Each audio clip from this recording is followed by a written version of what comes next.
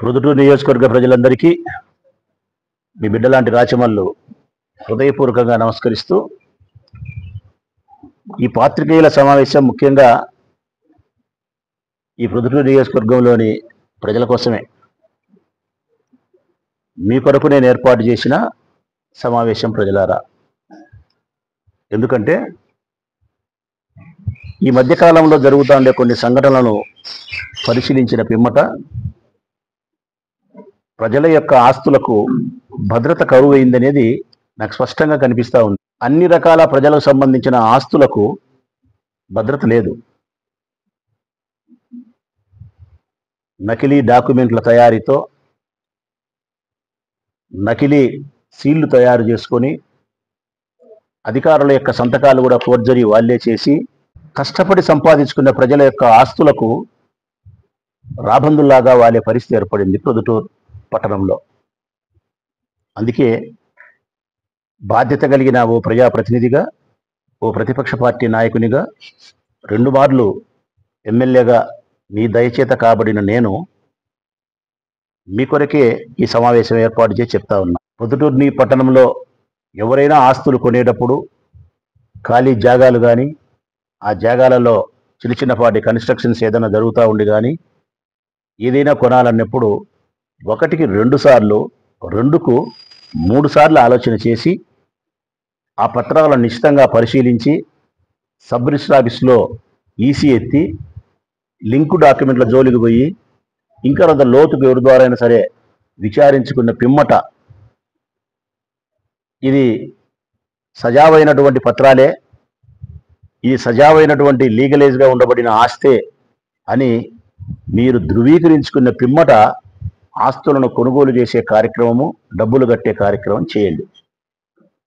లేదంటే కష్టపడి మీ రక్తాన్ని చెమటగా మార్చి రూపాయి మీ పిల్లల కోసమని కూడబెట్టుకునే డబ్బును కోడి పిల్లను గద్దదన్నకపోయినట్టు ఇట్లాంటి మనుషులు నిన్న మొన్న జరిగిన ఉదంతాలు చూసినారు కదా. అది ఊహించుకునేదానికి ఎంతో బాధ కలిగే అంశం. ఎట్లా వీళ్ళు మోసం చేస్తున్నారనేది మొన్న నేను చెప్పిన శేఖర్ యాదవ్కి సంబంధించిన ఆస్తికి సంబంధించి ఎట్లా మోసం చేసినారు అనేది శేఖర్ యాదవ్ కూడా చెప్పినాడు. ఇంకా మోర్ ఇన్ఫర్మేషన్ నా దగ్గర ఈరోజు ఉంది కాబట్టి, అంతకు మించినటువంటి సమాచారం ఉంది కాబట్టి వాళ్ళనేదో గబ్బు పట్టేయాలనే ఉద్దేశం కానీ, పోలీసులు ఏదో నిర్లక్ష్యం చేస్తున్నారు కాబట్టి పోలీసు వాళ్ళను విమర్శించాలని కానీ ఈ పాత్రికేయుల సమావేశం ముఖ్య ఉద్దేశం కాదు. ముఖ్య ఉద్దేశం నాకు తెలిసిన సమాచారాన్ని మీకు పంచడం, మిమ్మల్ని జాగృతి చేయడం, మీ ఆస్తులకు భద్రత తీసుకునే విషయంలో మిమ్మల్ని చైతన్యపరిచే పాత్ర పోషించాలని చెప్పి నా దగ్గర ఉండే సమాచారాన్ని మీ ముందుకు తెస్తా ఉన్నా. ఉదాహరణకు శేఖర్కు సంబంధించిన ఆస్తికి సంబంధించి మనం చెప్పినాం. వాళ్ళు ఎట్లా మోసం చేస్తున్నారు, ఏ విధంగా మిమ్మల్ని మోసం చేయబోతారు అనే దానికి ఒక 2, 3, 4, 5 నిమిషాల్లోనే మీకు నేను ఎగ్జాంపుల్ చూపించబోతా. ఇది 1985లో తయారు చేసిన నకిలీ దస్తావేజు. ఇది ఎట్లుంటుందంటే ఇట్లా వీళ్ళు చేసినది. ఇది సబ్ రిజిస్టర్ ఆఫీస్లో రిజిస్టర్ కాబడినటువంటి పత్రాల్లాగా తయారు చేసినది. దీంట్లో సబ్ రిజిస్టర్ సంతకం వాళ్ళదే ఉంటుంది, దస్తావేజ్ నెంబరు వాళ్ళే ఇస్తారు, అన్నీ వాళ్ళే చేస్తారు. ఇక్కడ దస్తావేజ్ నెంబర్ అని ఒకటి ఇస్తారు. ఇక్కడ ఏ దస్తావేజుకైనా ఒక నెంబర్ ఇస్తారు. ఇది ఉంది నా ఏళ్ళు పెట్టిన చోట 547 అని. ఏంది దస్తావేజ్ నెంబర్ అంటే కదా, మనం సబ్ రిజిస్టర్ ఆఫీస్కి పోయినప్పుడు రిజిస్ట్రేషన్ చేసుకునే క్రమంలో దస్తావేజు కొనుక్కొని స్టాంపులు రాసే అన్నంతా రాసి పెట్టిన తర్వాత ఆ దస్తావేజుకు ఒక నెంబరు, అంటే 2025 సంవత్సరం, ఇది 2025 సంవత్సరం, ఈ నెల జూన్, ఈరోజు 27, జూన్ 27వ తారీఖున 2025 సంవత్సరం నేను ఒక ఆస్తి రిజిస్టర్ చేసుకుంటా ఉండేటప్పుడు సబ్ రిజిస్టర్ ఆఫీస్లో నా దస్తావేజుకు ఒక నెంబర్ ఇస్తాడు ఆయన. అంటే అంతకుముందు ఎన్ని రిజిస్ట్రేషన్ జరిగినాయో ఆ పిమ్మట ఉండేదే నాకు దస్తావేజ్ నెంబర్ ఇస్తాడు. ఈ దస్తావేజ్ నెంబర్ ప్రకారము వాళ్ళ ఇండెక్స్లు అంతా రిజిస్టర్ అవుతుంది. నేను ఏ ఆస్తి కొనుగోలు చేసినా ఏమనేది ఉంటుంది. లాస్ట్కు ఈ దస్తావేజ్ నెంబర్ కూడా వాళ్ళు వేసినారు 547 అని. ఎట్లా వేసినారు 547 అని అంటే ఊరికి నోటుకు వచ్చినది వేసినారు. ఈ 547 దస్తావేజ్ నెంబర్ వాళ్ళు వేసినారు కాబట్టి సబ్ రిజిస్టర్ ఆఫీసులోకి మేము పోయి ఈ 547 దస్తావేజులో ఏ ఆస్తి ఉంది, ఏది రిజిస్టర్ అయిందని చూస్తే 547 దస్తావేజుకు సబ్ రిజిస్టర్ ఆఫీసులో వాళ్ళు ఇచ్చిన రికార్డు ప్రకారం ఏంటంటే హనుమాన్ నగర్ లో ఉండే 2.5 సెంటు యొక్క స్థలం. ఇది 85. దీని తర్వాత ఇదే ఆస్తి, సేమ్ ఇదే ఆస్తి, ఇంకా ఏం అక్షర మార్పు లేదు. 2 పేపర్లు ఒకటే. ఇది 1980. 2 పేపర్లు ఒకటే. మళ్ళీ ఇది 1980. సేమ్ ఏం మార్పు లేదు. దీంట్లో ఏం ఆస్తి ఉందో, ఏవి రాసినారో, ఏం దస్తావేజ్ నెంబర్ వేసినారో అక్షర మార్పు లేదు. అక్షర మార్పు ఉండేది ఏంటంటే 1985లో 198 దీంట్లో ఉంది, 198 దీంట్లో ఉంది, దీంట్లో 5 ఉంది, దీంట్లో 0 ఉంది.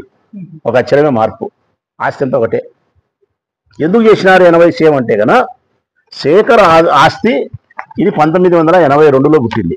శేఖర్కు 1982 అంటే ఈ భూమిని వెంచర్గా తయారు చేసి 35 ఫ్లాట్లుగా విడగొట్టి అమ్మేటప్పుడు ఈ ఆస్తి 1982లో పుట్టింది. 1982. ఇది 1982లో పుట్టింది కాబట్టి 1985లో వాళ్ళ నకిలీ డాక్యుమెంట్ ఉంటే దానికి అంత విలువ ఉండదేమో అని చెప్పి 80కి చేసినారు. అంటే దీనికంటే ముందు పుట్టిందని చూపించుకునే దానికోసం 80 చేసినారు. సరే చేసినారు, బాగానే ఉంది. నేను ఎట్లా మోసం చేస్తారు అనడానికి మీకు ప్రజలకు చెప్పేది ఏంటంటే 1980లో చేసిన ఈ దస్తావేజు నకిలీ. నకిలీ నకిలీ వాళ్ళే స్టాంపు, వాళ్ళే నకిలీ స్టాంపులు, వాళ్ళే ఫోర్జరీ సంతకాలు. అయిపోయింది. దీన్ని తీసుకొని ఎవరికైనా అమ్మాలన్నా కొదవ పెట్టాలన్నా కానీ ఎవరైనా ఏమడుగుతారు ప్రజలారా? మీరు దీని ముందు ఉండే డాక్యుమెంట్ అడుగుతారు. నకల దీనికి ముందు ఏమంటారు? దాన్ని లింకు డాక్యుమెంట్ అంటారు. లింకు అంటారు. ఆ లింకు డాక్యుమెంట్ లేకపోతే కొనడానికి అమ్మడానికి కష్టం కాబట్టి ఈ మునీర్ అనే కౌన్సిలర్ ఏం చేసినాడంటే, మునీర్ అనే కౌన్సిలర్ ఇదంతా చేసిన ఆయనే ఏం చేసినాడంటే దీన్ని లింకు డాక్యుమెంట్ ఉద్దేశపూర్వకంగా తన బంధువు అయినటువంటి మహిళ పేరుతో సబ్ రిజిస్టర్ ఆఫీస్కు పోయి రిజిస్టర్ చేసినాడు. ఈ డాక్యుమెంట్ పెట్టి, ఈ డాక్యుమెంట్ నకిలీ డాక్యుమెంట్ పెట్టి పంచాయతీ ఆఫీసులో తయారు చేసినారు. ఇది కొత్తపల్లి గ్రామ పంచాయతీ ఆఫీసులో తయారైనాయి నకిలీ పత్రాలు, నకిలీ స్టాంపులు, నకిలీ ఫోర్జరీ సంతకాలు.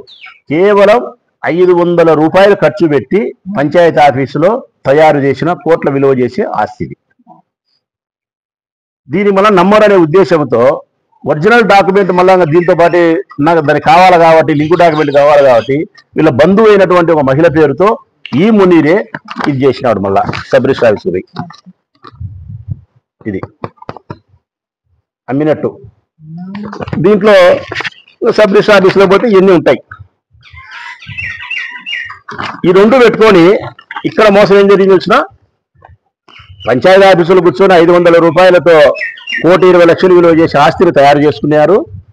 దానికి లింకు డాక్యుమెంట్ కావాలి కాబట్టి వాళ్ళ మరదల పేరుతోనో వాళ్ళ బంధువు పేరుతోనో సబ్ రిజిస్టర్ ఆఫీసుకు పోయి రిజిస్టర్ చేసినారు. సబ్ రిజిస్టర్ ఆఫీసులో ఇది ఒరిజినలా డూప్లికేట్ అని ఎవరేమి గమనించేది ఉండదు ప్రజలారా. వాళ్ళకు రిజిస్ట్రేషన్ ఛార్జీ వస్తే చాలు, స్టాంపు పెట్టి చేసేస్తారు. గమనించుకోవాల్సినది మనమే. ఇది ఒరిజినలా డూప్లికేటా, మోసమా, ఈసీ ఇచ్చినామా, లింకు డాక్యుమెంట్ ఎవరు, 4-5 లింకు డాక్యుమెంట్ తీసుకున్నామా, ఇది మనం చూసుకోవాలా. మనం చూసుకోకపోతే ఈ మోసగాళ్ళ చేతిలో మీరు మోసపోయే ప్రమాదం ఉంది. ఇతరు నకిలీ పత్రాలతో పంచాయతీ ఆఫీసులో 500 రూపాయలు పెట్టి 1,20,00,000 విలువ చేసి ఆస్తిని తయారు చేసి దానికి లింకు డాక్యుమెంట్ ఉండాలని చెప్పి తన బంధువైనటువంటి మహిళ పేరుతో సబ్ రిజిస్టర్ ఆఫీస్కు పోయి రిజిస్టర్ చేసినాడు. రిజిస్టర్ చేసిన తర్వాత ఈ 2 కాగితాలు చూపించి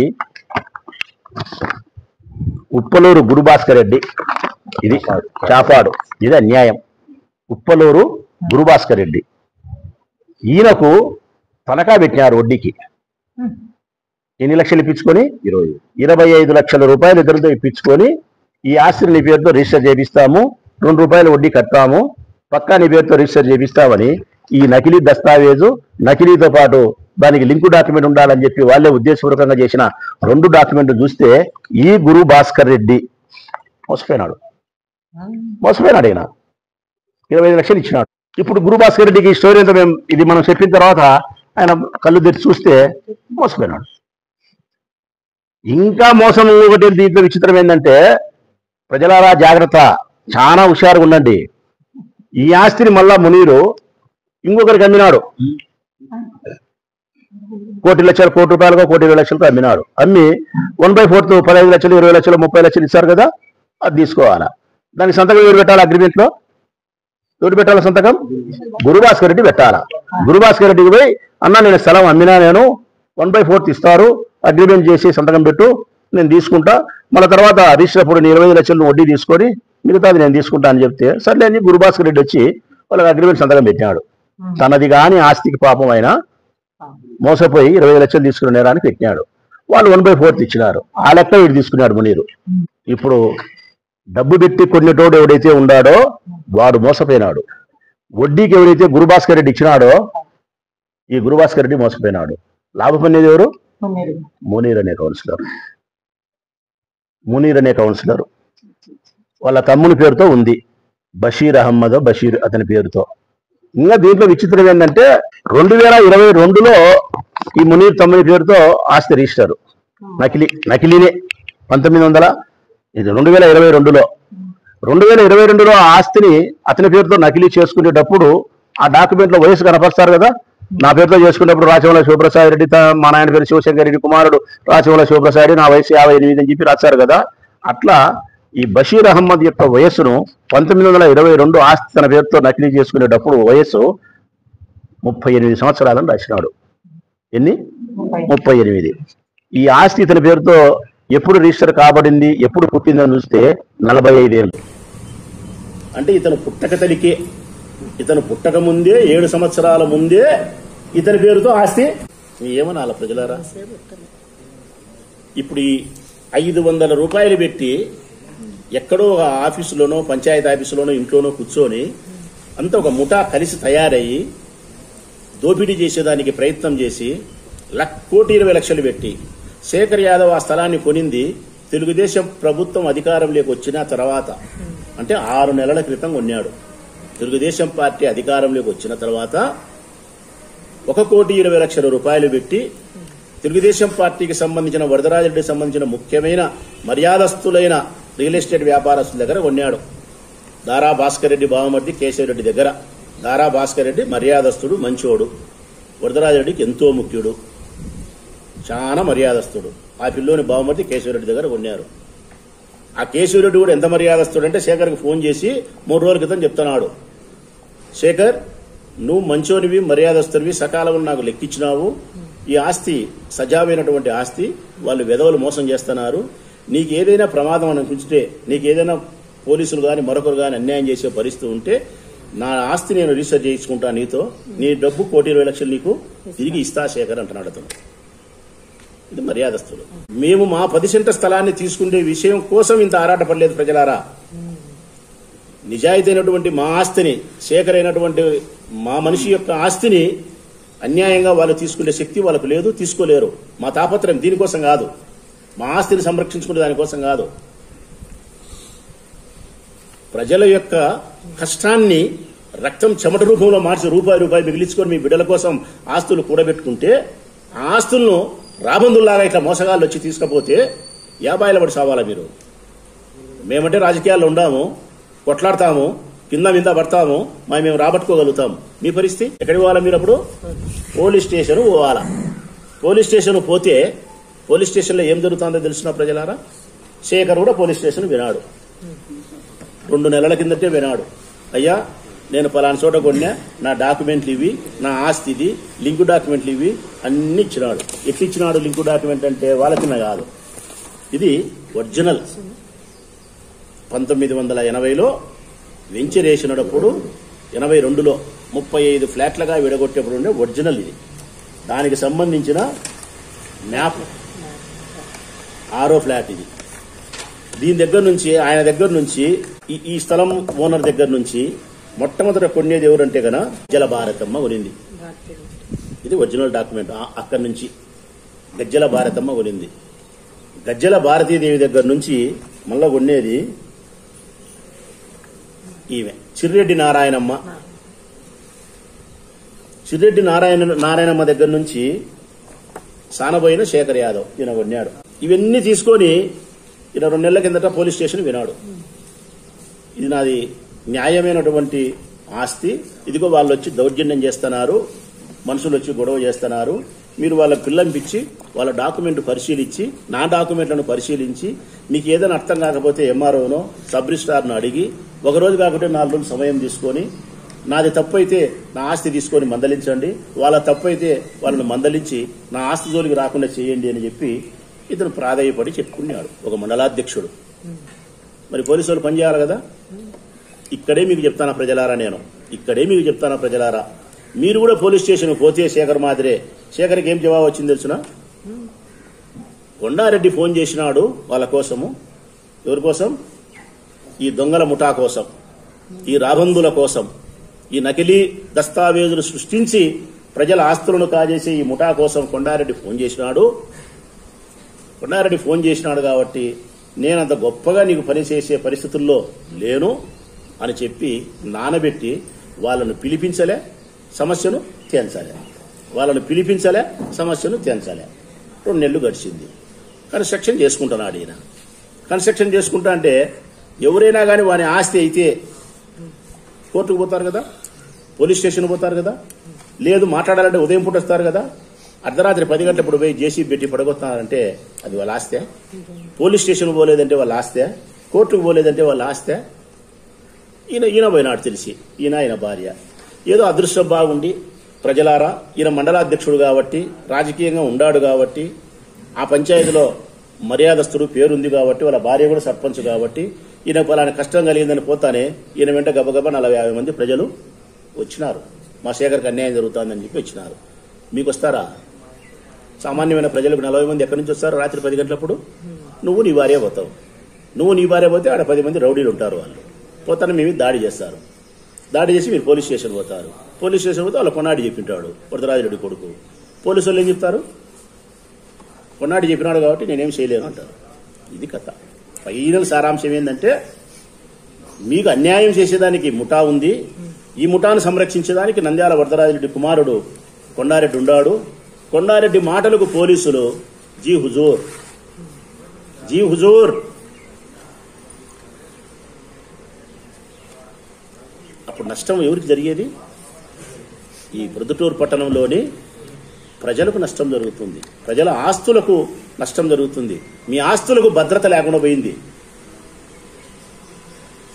ఇట్లా చేసే వెధవలు ఎవరైతే ఉండారో, వెధవలేనే సంబోధిస్తానా, ఇట్లా చేసే వెధవలు ఎవరైతే ఉండారో, మునీర్ లాంటి వెధవలు, వీళ్ళకి సపోర్ట్ చేసే వాళ్ళు వెనకలు ఎవరైతే సర్పంచులు ఇంకొకరు ఉండారో, వీళ్లకు మద్దతు ఇవ్వకుండా ఉండాల్సిన బాధ్యత ఎమ్మెల్యేకు, ఎమ్మెల్యే కుమారునికి ఉంది. పోలీసులపైన ఒత్తిడి తీసుకురాకుండా ఉండాల్సినటువంటి నైతిక బాధ్యత వీళ్ళకుంది. పోలీస్ శాఖకు సంబంధించి చెప్తా ఉన్నా, నేను ఎస్పీ గారికి వినయపూర్వకంగా విజ్ఞప్తి చేస్తా ఉన్నా.